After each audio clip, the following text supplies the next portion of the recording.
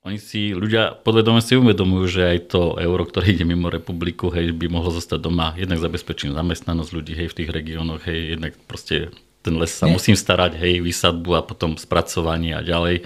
Čiže pracovné miesta, mám to tu doma, mám to tu lokálne, hej. Ale proste oni rozbili ten stav, ktorý bol a dali možnosť občanom vyhodiť staré technológie a vymeniť ich za nejaké štandardné. Kdežto my z hľadiska dotačného programu máme možnosť vymeniť iba za špičkové technológie, len s relatívne nízkou dotáciou na inštalovaný kilowatt a vysokou cenou. Keď to stiahnem zase na to Rakúsko, sme zalesnení pomerovo rovnako ako Rakúšania. Hej. Rakúšania gro fungujú na biomase alebo olej, hej, minimum na plyne, áno, dokážu fungovať. Čiže tam je ešte ročný príbytok na lesoch je väčší, ako vlastne oni dokážu stále spotrebovať pre to celé. Každý slušný starosta má profesionálny štiepkovač. Každý Rakúšan má nejaké lesy alebo polia, potrebuje likvidovať náletové dreviny a tak ďalej. Ten obecný štiepkovač ide z ruky do ruky a na konci dňa alebo na konci jesene má každý, kto nemá pelety, kto potrebuje vyššie výkony, má dosť štiepky v stodole na to, aby vykúril celú zimu. A nepotrebuješ toto drevo, si myslím, že z hľadiska stability ceny ako je najbezpečnejšou energickou konzervou na Slovensku, lebo je lokálne stále dostupné.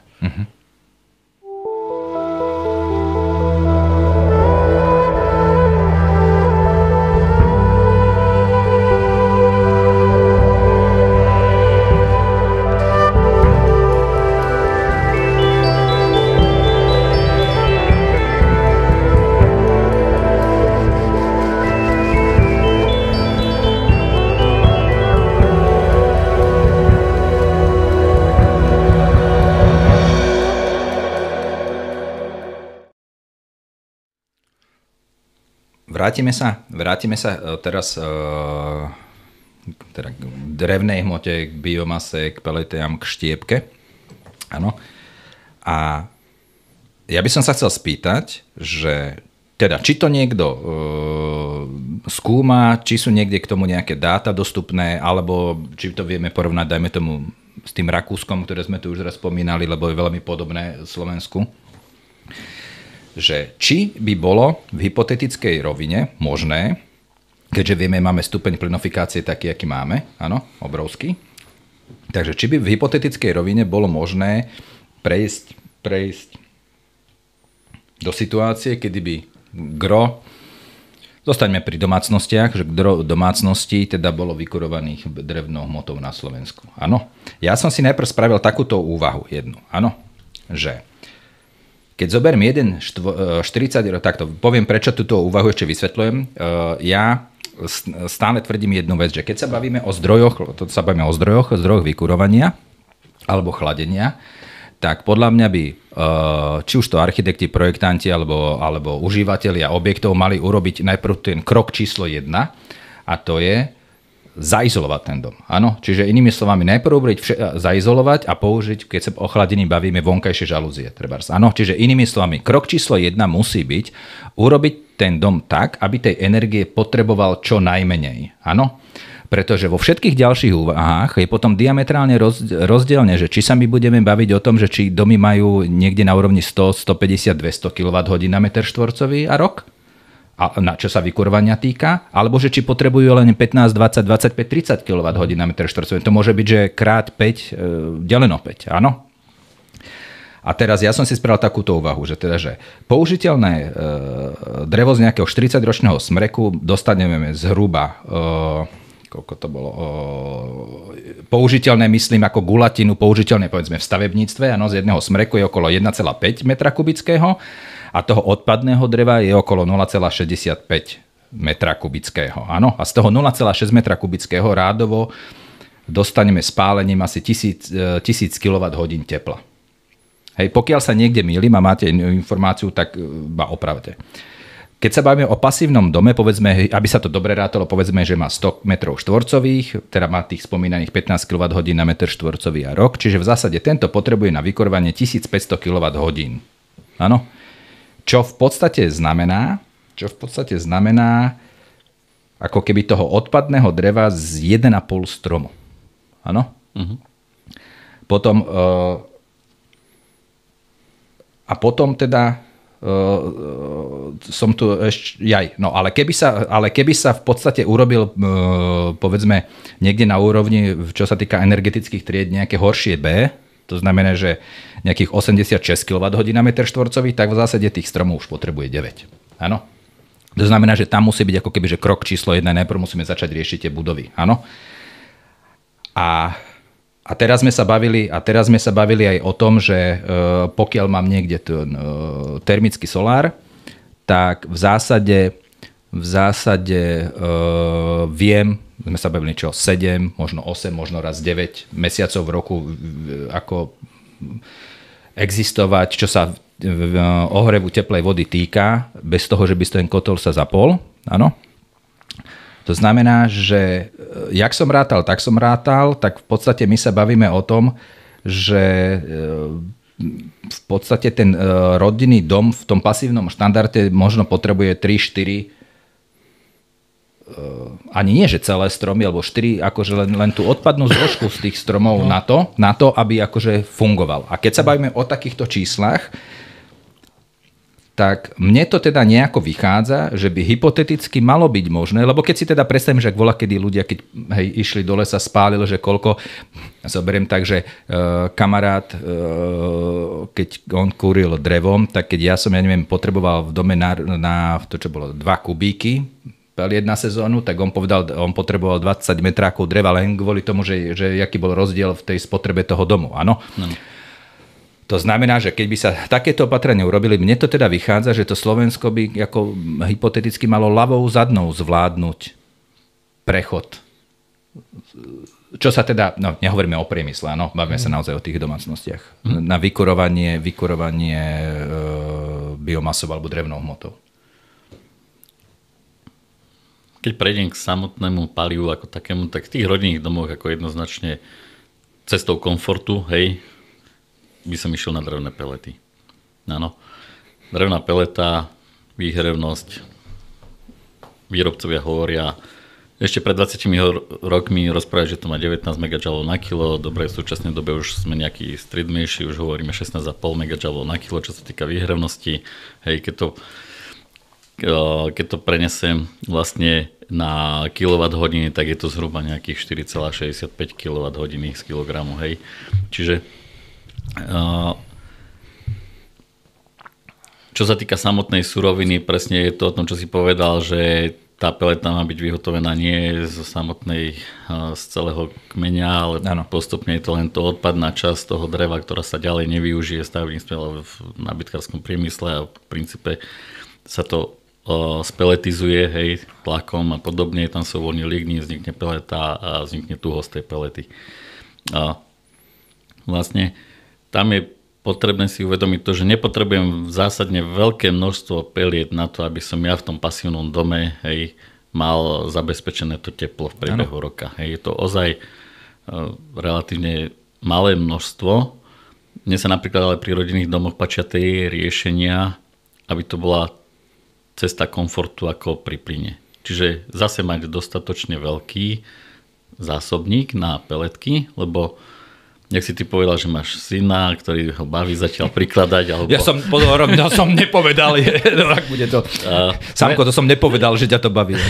Moja prvá reálna skúsenosť s peletovým kotlom v roku 2005 bola taká, dodávali sme kotol do Ružomberka, kde vlastne investorovi sme dodali zariadenie, mal tam zároveň aj 7 kusov termických panelov s tým, že spravil riešenie, že to bol kotol ako kompakt, čiže jeden kotol so zásobníkom 300 litrovým priamo pri kotli a vtedy tak odprezentoval, mám chlapcov, hokejistov a podobne, tak budú prikladať každý, cez zimu každý druhý, tretí deň, tam nasypú do toho 300 litrového zásobníka a podobne. Neprešiel rok alebo po prvej vykurovacej sezóne, chalani už sú starší, už zistili, čo to je, ideme prerobiť sklad paliva na to, aby som to mal celoročne. Zase to už bol taký dvojgeneračný, čiže tam už bol inštalovaný výkon 30 kW, takže sme tam vytvorili dostatočnú kapacitu, aby mal celoročný pokoj, čo sa týka dopravy peletiek.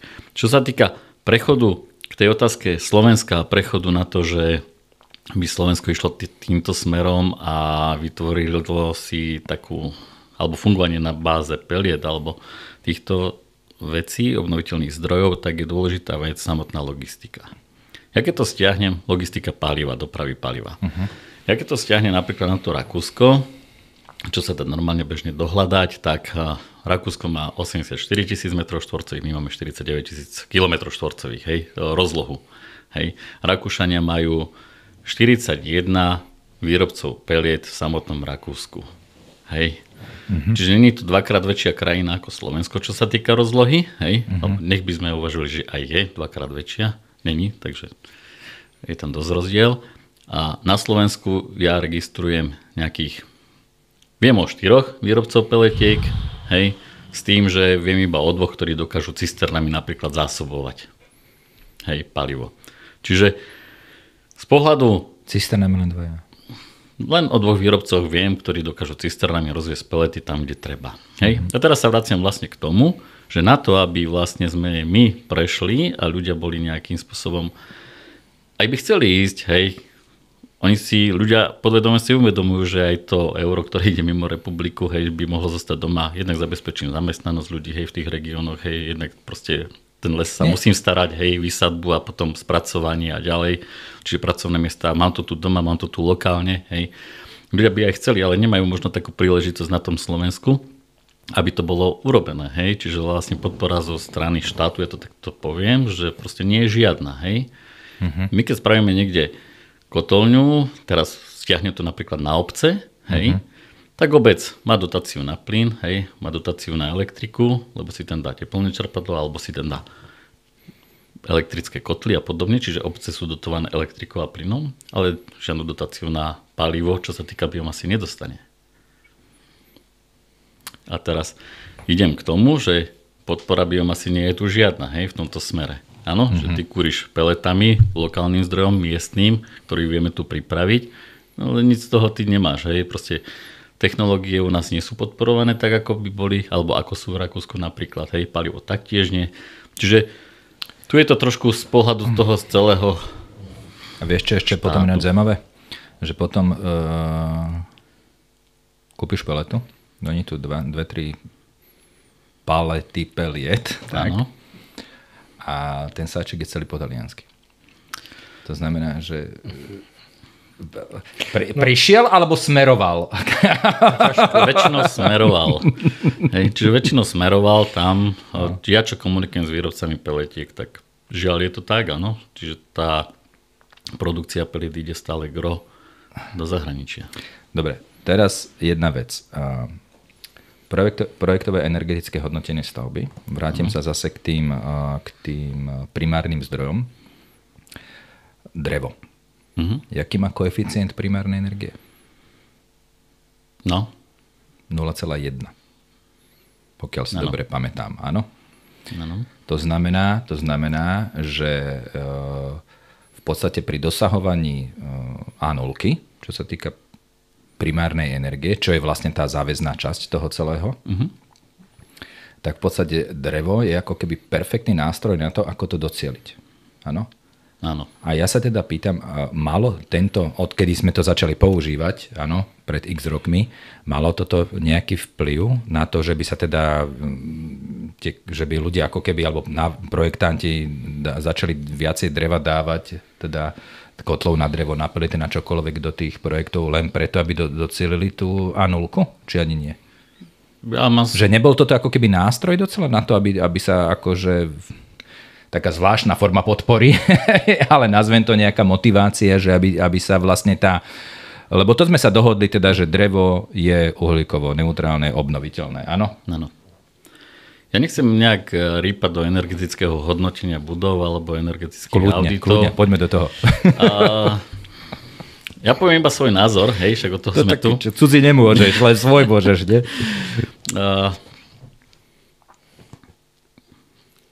Radšej robím, keď by som mal robiť teda výpočty na základe toho, že z čoho je dom zložený, čiže výpočet teplných strát, kde si viem napríklad, mám urobený teplotechnický posudok, kde teda mám zloženie a na základe toho presne stanovený koeficient súčenia telu prestupu tepla, hej, účko, hej.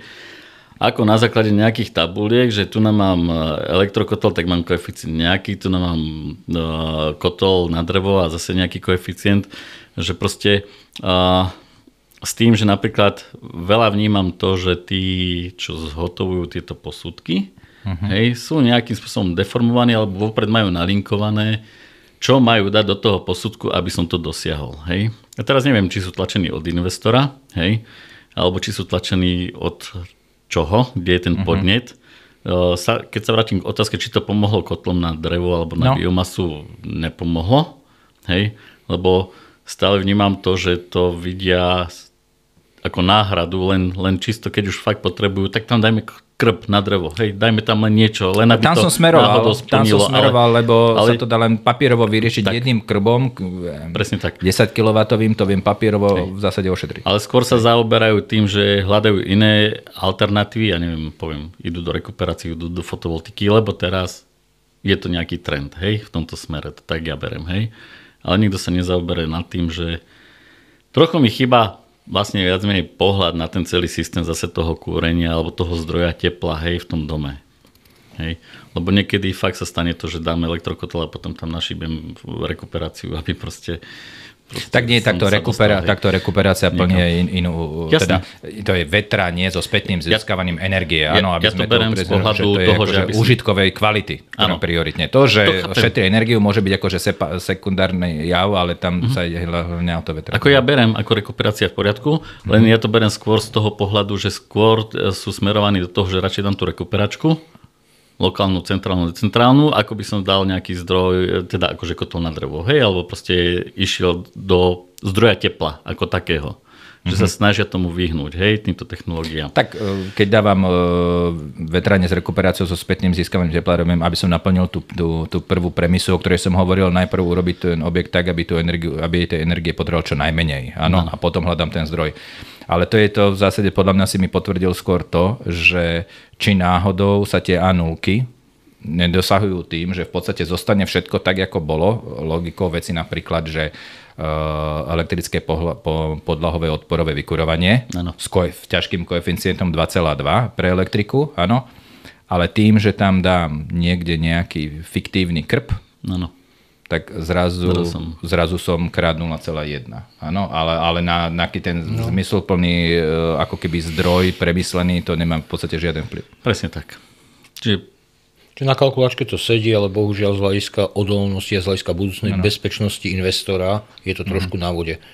Čo sa týka týchto kotlov na drevo, možno by som spomenul Česko, kde niekoľko rokov bežal projekt tzv. Kotlíkových dotácií, prostredníctvom ktorého oni sa zbavili prakticky takmer všetkých starých kotlov na drevo, kotlov na uhlie. Bol to projekt, ktorý bol dotovaný, ale z českých zdrojov, či nie z európskych zdrojov, čiže dotácie z predaja povoleniek CO2. Áno, tak jak zelená úspora, keď bola. Tým pádom, áno, na podobný štýl, tým pádom bola tam relatívne vysoká intenzita pomoci. A myslím si, že tých smogových dolín do značnej miery sa zbavili. Jež to bohužiaľ u nás napríklad teraz vlastne prebiehajúca zelená domácnostiam v oblasti biomasy podporuje prakticky, dá sa povedať, iba peletové automaty, čo je super technológia, ale nie je pre peňaženku každého Slováka, ktorý by chcel mať kotol na drevo. Nie, lebo ja som napríklad, toto bolo podľa mňa veľmi dôležité, ja som na jednej výstave objavil takú firmu, ktorá vyrábala, a tým sa mi vysvetľuje prečo, lebo teraz si to vlastne povedal, bolo tá česká firma, a vyrábala vlastne kotle takým spôsobom, že úplne bez potreby elektrickej energie. Áno, proste takým. A tá logika za tým bola nasledovná. Presne, že keď ľudia, som vtedy nevedel, keď mi to vysvetľoval, že to je kvôli nejakým dotáciám, že tam majú nejakú takúto schému, ale presne tam bolo stane, že má tam nejaký starý, hnusný, proste zle spalujúci, proste potrebuje to vymeniť za niečo lacné, ale ďaleko kvalitnejšie. Nebude tam teraz doťahovať nejakú marku, meranie, reguláciu, neviem čo, proste chce to mať tak, jak to mal predtým, len v inej kvalite. No ale toto je smutné, my sme kedysi boli, že zelená úspora, sa to volalo? Zelená úspora je v Čechách. O tom hovorím, v Čechách. My sme vtedy projektovali také nejaké 4 typové pasívne domy, ktoré potom sa veľa sa ich nastavalo v Čechách, pretože splňali tú dotačnú schému na to, aby získali, a vtedy to bolo nemalo peňazí, a to bolo presne to obdobie, kedy Češi za to postavili neviem koľko stoviek, ak nie tisícok pasívnych domov a Slováci to predali do nejakej garážovej firmy kdesi v Amerike. Teraz by som sa ešte možno vyjadril k niečomu, čo nie som až tak úplne doma, hej, ale Robert mi potvrdí alebo vyvráť. My máme veľký problém s parametrom tuhých znečisťujúcich látok vo vzduší. Sme na tom zle, tým pádom nemôžeme podporovať nové kotle na biomasu. My ako republika? Brusel ako taký nerad vidí, povedzme, z eurofondov podporovanie kotlov na drevo, kvôli tomu, že v súčasnosti prevádzkované kotle na drevo sú obrovským producentom tuhých znečisťujúcich látok. Češi to vyriešili práve cez tie kotlíkové dotace. Vyhodili sa tie staré, tie, čo znečisťovali a sú novšie. Nehovorím, že dokonalé, ako tiež tam išlo nejaké financie, ale určite výrazným spôsobom zmenili kvalitu ovzdušia, predovšetkým na vidieku. Lebo nech je akokoľvek, poviem, menej kvalitný nový kotol, vždy bude z hľadiska životného prostredia, z hľadiska emisí lepšie na tom ako nejaký, nechcem menovať, 20-30 rokov starý kotol z Moravy, hej, ktorý dymi čmudí, hej. Čiže oni si veľmi pomohli práve týmto dotačným programom, kvôli tomu, že to najhoršie, to najviac znečisťujúce vyhodili. Tiež my sa točíme trochu v kruhu, kvôli tomu, že máme tie staré kotle, ktoré znečistujú, ale nevieme ich vymeniť. Kvôli tomu, že nevieme nastaviť parametre podpory takým spôsobom práve, aby sme sa týchto starých zbavili. Čiže tá logika za tým v Čechách bola, že oni na to, aby znížili podiel znečisťujúcich tých emisných nejakých látok vo vzduši, aby vlastne Európska únia na nich začala inak nahliadať. Tak najprv spravili to, že teda... dotačný program a tie staré technológie, aby sa tie staré technológie zošrotovali. Áno. Ako niečo bolo zo zelenej domácnosti, teda zo zelenej úsporám, niečo bolo kotlíkové, niečo bolo z európskych peňazí, niečo bolo z českých peňazí, ale proste oni rozbili ten stav, ktorý bol a dali možnosť občanom vyhodiť staré technológie a vymeniť ich za nejaké štandardné.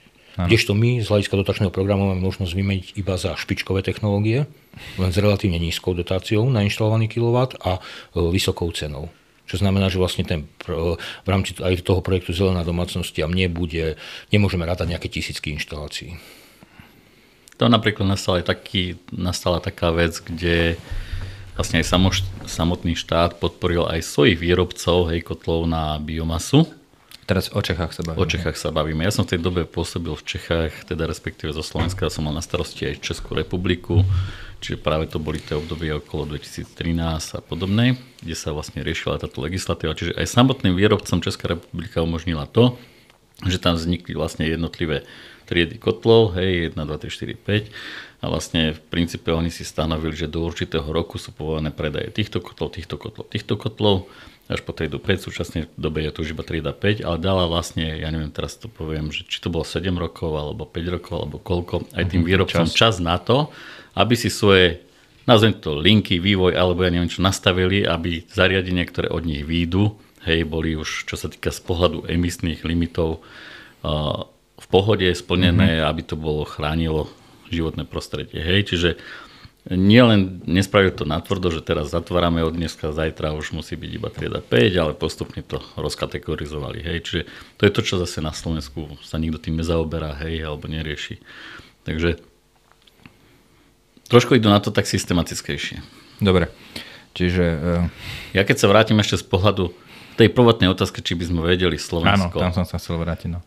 Čiže keď to stiahnem zase na to Rakúsko, sme zalesnení pomerovo rovnako ako Rakúšania. Rakúšania gro fungujú na biomase alebo oleji, minimum na plyne, áno, dokážu fungovať. Čiže tam je ešte ročný príbytok na lesoch je väčší, ako vlastne oni dokážu stále spotrebovať pre to celé množstvo ľudí, ale je to dané tou sieťou výroby palív lokálnou, čiže tiež nemá zmysel voziť peletu 200-300 km od spotreby, ale zase keď poviem, sa vrátim k tomu 41 výrobcov v Rakúsku, na tú sieť, na tú rozlohu a u nás na Slovensku sú 4.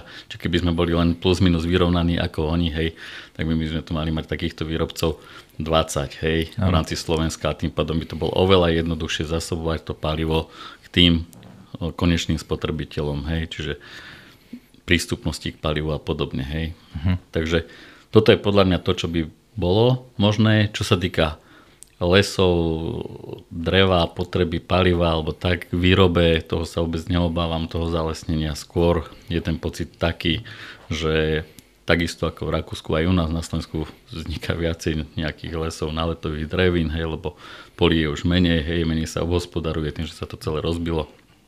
Tým pádom je možnosť kadiaľ brať vlastne aj tú surovinu na takéto využitie. Aha, že vlastne na tú peletu nepotrebujem akože celý strom, na tú peletu v zásade potrebujem krík. Nie len to, ale je tu ešte jeden aspekt vlastne, ktorý, bavili sme sa iba o peletách, ale máme aj štiepku. Áno.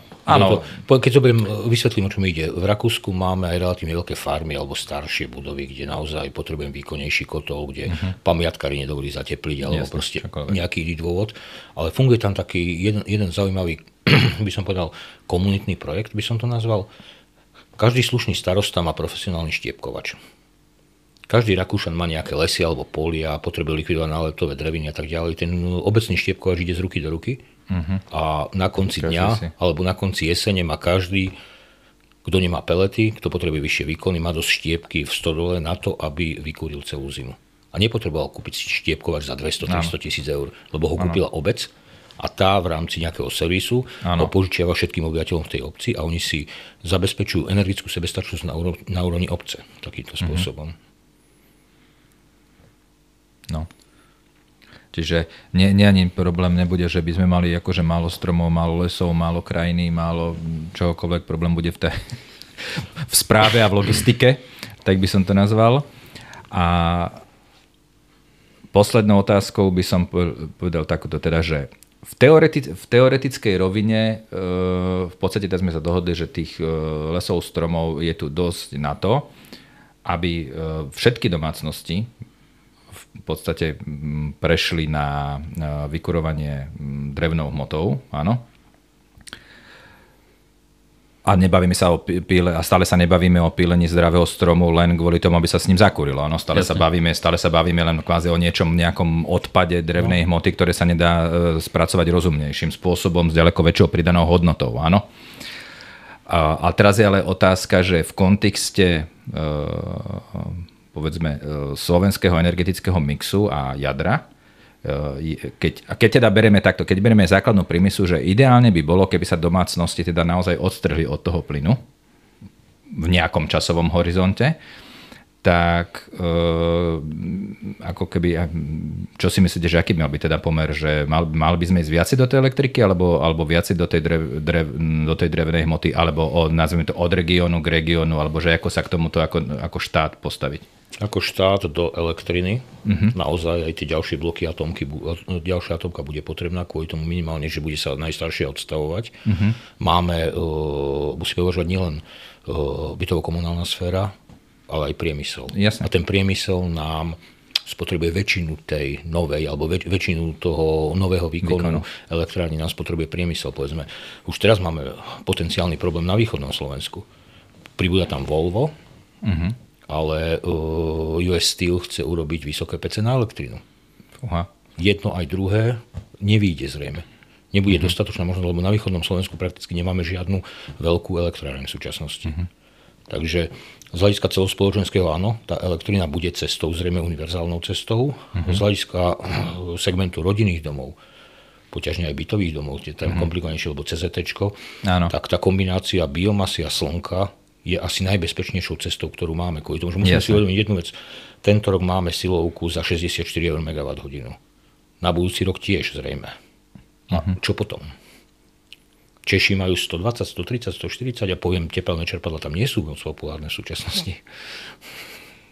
My máme obrovskú výhodu, že máme zrejme najnižšiu cenu, z rozvinutej Európy máme najnižšiu cenu silovej elektriny v súčasnosti, ktorá je vyrokovaná so slovenskými elektrárňami, ale to je myslím roky 24-25, neviem, či už 26 tam spadá, a potom sa má ísť na nejaké regulované ceny, ale blízke trhovým. Kvôli tomu, že vlastne teraz sme v štádiu, že vlastne všetci doplácame na, vulgo sa tomu hovorilo, na tých, čo vykurujú bazén elektrínou, ale teoreticky je to tak, lebo tá podpora je flat, je rovnaká pre všetkých. Bez ohľadu na to, či spotrebujem 1000 kWh alebo 20 000 kWh, tá silovka stojí stále rovnako, to je dlhodobo neudržateľné. A to nám bude hýbať veľmi s cenou energie vyrábanou tepelnými čerpadlami. Kdežto to drevo si myslím, že z hľadiska stability ceny ako je najbezpečnejšou energetickou konzervou na Slovensku, lebo je lokálne stále dostupné. Dobre. No, je lokálne dostupné, dá sa ľahko skladovať. Áno. Vieme si ho nazásobiť na celú zimu, to si s elektrikou neviem spraviť. Vlastne na to trpia nám teraz v západnej Európe Nemci, čiastočne Rakúšania, kvôli tomu, že oni veľmi dlhé roky boli závislí na vykurovacích olejoch. Býval zvykom nejaký 10-20 kubíkový tank zakopaný za domom a kupoval sa raz za 5 rokov, keď bola výhodná cena. Jasne. No a teraz vlastne prakticky sú v štádiu, kde oni legislatívne údajne, neviem limity, neviem, ktoré sú to roky, ale proste v priebehu niekoľkých rokov bude zakázané používať alebo prevádzkovať kotle na vykurovacie oleje. Ano. Tie Rakúšania samozrejme nahradzujú všetky biomasou. V Nemecku čiastočne tepelné čerpadlá, čiastočne biomasa, ale opäť ide o to, že o dostupnosť elektriny.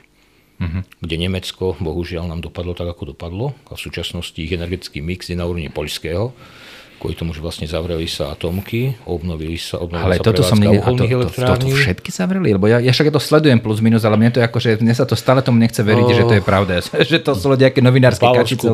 Posledný v Bavorsku bol, teraz si nespomeniem na tú elektrárnu, bol som tam párkrát. To je jedno, v Bavorsku bola posledná. Markus Söder, predseda bavorskej vlády, ju chcel kúpiť od Berlína, neúspel. Čiže oni sú zavreté. Ale preventívne z dôvodu, aby sa už nedali spustiť, minimálne na 2 boli odpálené chladiace veže.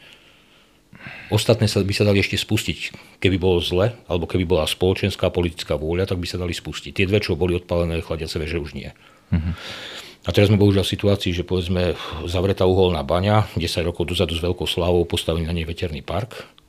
Ten sa začal likvidovať kvôli tomu, že treba obnoviť baňu, lebo nie je uholná elektráreň a potrebujú ju spojazniť. Čiže to je ako, na toto sme v Nemecku neboli zvyknutí, na takéto štýl politiky. Toto nevyriešime v tejto diskusii. My to nevyriešime, samozrejme, ale... Nie, že nevyriešime, ja to tomu nedokážem ani pochopiť. Toto mi spadá do tej kategórie, že čo mi podľa mňa nikdy hlava nezoberie, že neexistuje človek, ktorý by mi to vysvetlil takým spôsobom, aby som povedal, že aha, už tomu rozumiem. Že by to malo logiku. Že by to malo logiku, že už som to pochopil. Ja keď na to aplikujem kupecké počty a snažím sa to už 2-3 roky, zavriem atómky a potom kupujem atómovú elektrínu z Francúzska a z Česka a tvarím sa, že je to OK. Áno, ale tak to dopadlo. Áno. Čiže v súčasnosti vlastne po zavretí Novák a pri neprevádzkovaní Vojan, dá sa povedať, my máme takmer bezemisnú elektrinu. Hej. A samozrejme musíme mať zaskokové zdroje, kvôli tomu, že špičkové zdroje, čo máme, sú paroplynové turbíny, plus prečerpávačka, čierny váh. Čierny váh je málo, čiže tie plynové turbíny musia byť stále pripravené kvôli tomu, že zase obrovskou nevýhodou atomových elektrární, že sú takmer neregulovateľné. Proste oni si idú po svojom. A tým, že nemáme tepelné elektrárny, tak musíme ich nahradiť niečím. A v súčasnosti jedinou alternatívou je plyn. Taký, čo sa dá ako keby spustiť že teraz pár sekúnd teraz potrebujem. A tie vlastne nemáme. Okrem plynu a prečerpávačky na čiernom váhu nemáme žiadny špičkový zdroj. Môžeme čosi regulovať cez Gabčíkovo, ale to je tiež možno regulačný cyklus radovo minúty. Ale my potrebujeme, alebo energetická sieť potrebuje zabrať v priebehu niekoľkých sekúnd. Fakt? Sekundy. No, oni sú nábehy, oni sú nejaké prognózy, ako proste vieme, ako sa, alebo energetici vedia, dispečing slovenský vie, ako sa vyvíja tá spotreba, ako ľudia ráno vstávajú. Hej, áno. Sa to tak ďalej, ale niekedy sú nečakané proste udalosti a tie musí ten dispečing, či už kooperáciou s sieťami iných štátov, ale proste musí ten dispečing to ustať.